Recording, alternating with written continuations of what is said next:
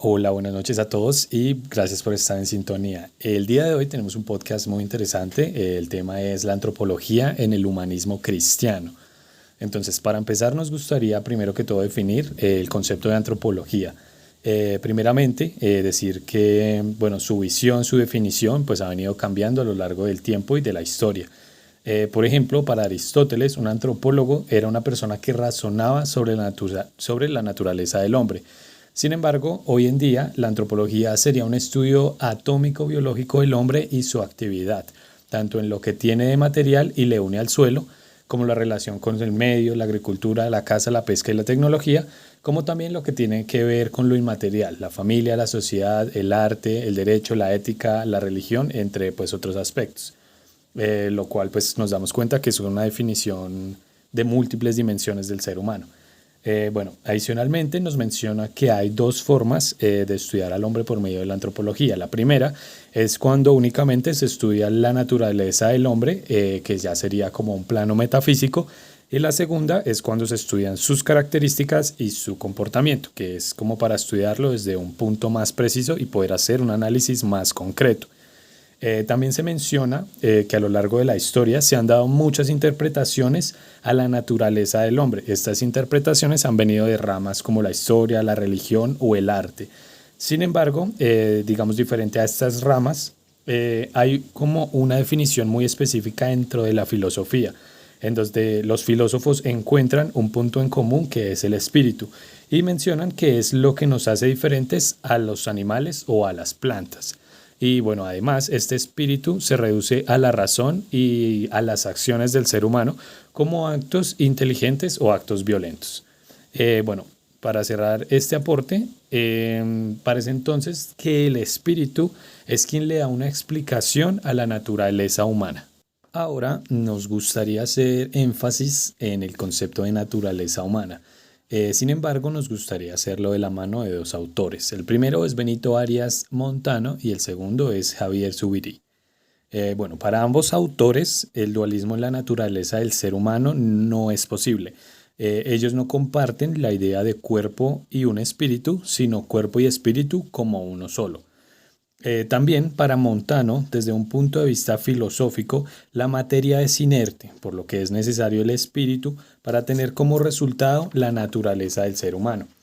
Bueno, adicionalmente, Montano menciona que el hombre y su naturaleza están totalmente apartados del resto de formas de vida y que Dios infundó en nosotros el espíritu, una parte de su propia existencia divina, y por esta razón se menciona que nos creó a imagen y semejanza.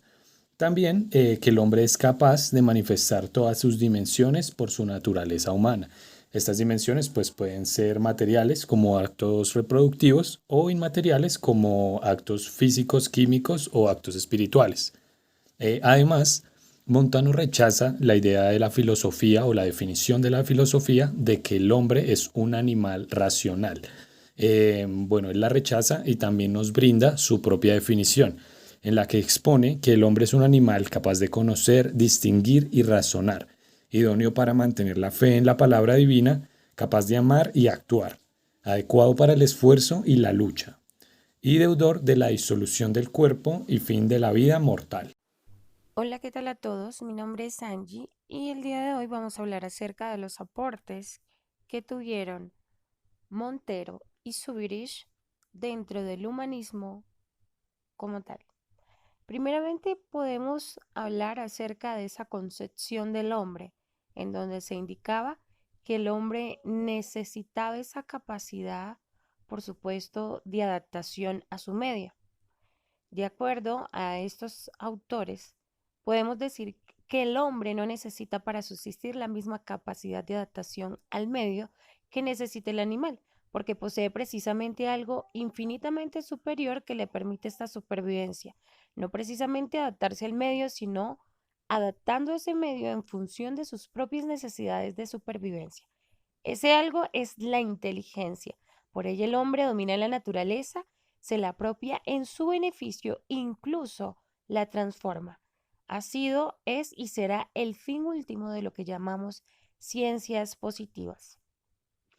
Aparte de esto, también podemos dar lugar a lo que es esa diversidad dentro de las doctrinas filosóficas y antropológicas, en donde indicaban, por supuesto, que el hombre se sentía perdido frente a las demás realidades y luchaba por la supervivencia, por justificar y salvar su existencia como individuo. Por supuesto, eso dio lugar a estas doctrinas filosóficas. Pero ¿cómo puede el hombre salvarse a sí mismo, sobrevivir? Para unos hacerlo identificándose con la naturaleza es una forma, construyendo su vida de acuerdo a las leyes que la rigen, para otros divinizándose, fundiéndose con la divinidad, que en este caso es Dios. Es la tentación del viejo Adán ser como Dios, ser Dios, endiosarse, que era lo que nosotros podíamos encontrar dentro de los escritos bíblicos anteriormente. Por supuesto, una consideración de estas doctrinas, por muy breve y simple que fuera, es el propósito de ese trabajo. El concepto de inteligencia como captación de lo real entraña en sí mismo una idea de finalidad. Desde siempre, Montano indicó que el fin de la actividad del hombre es salvarse a sí mismo, justificarse a sí mismo, alcanzar la felicidad. Y el único medio para conseguirlo es alcanzar la sabiduría. Pero la sabiduría para él no puede identificarse con la ciencia. La ciencia, por decir así, es el producto de la razón, capaz de idealizar, de crear conceptos universales basándose y a partir de los datos reales que los sentidos captan en su contacto con las cosas.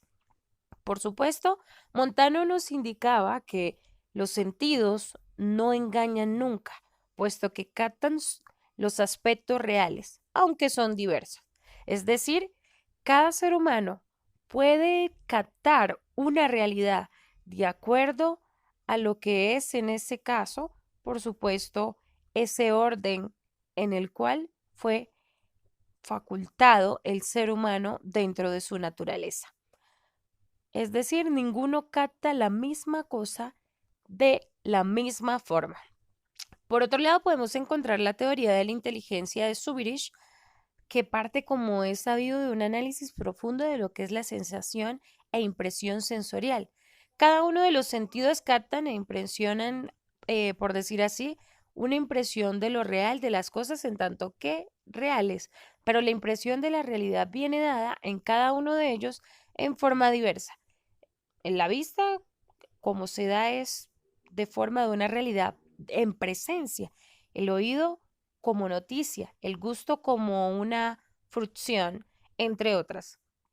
Para todos ellos y sobre todo en los sentidos internos de la realidad, está dada como la realidad en Asia y por ello se ve necesariamente impedido a ese Asia, que no es otra cosa que el fundamento de la realidad, o si se quiere, la realidad fundamentadamente de toda realidad, que viene siendo Dios, por supuesto.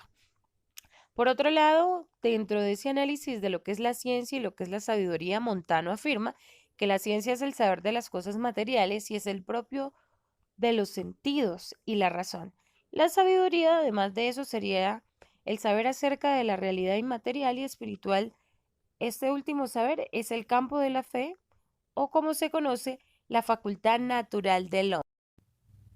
Relacionando el posthumanismo con los puntos de vista de Montano y Zubili, en cómo dichos discursos están inmersos a la realidad social y sus métodos para ese control natural, así como planteó la lectura de antropología de humanismo cristiano de Montano y Zubili, que el conocimiento es ser libre e inteligente, y el único objetivo de la salvación del hombre es la felicidad, partiendo algunos ejemplos como lo mencionaba de la sociedad de Caín, llena de miedo y agresividad por el hecho de ese miedo a ser asesinado.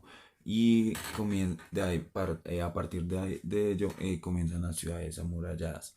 Para dicha sociedad alcanza la felicidad, pero así aparecen las artes como expresión por medio del dominio, ya que sabían que alcanzaban su fin de salvación. Y por otro lado, la sociedad de Set iba más como con la unión de Dios, una sociedad más nómada que se van transportando de lugar a lugar, ya que era muy fácil, sus campamentos eran de piel de animales y madera, por eso era tan fácil que se transportaran.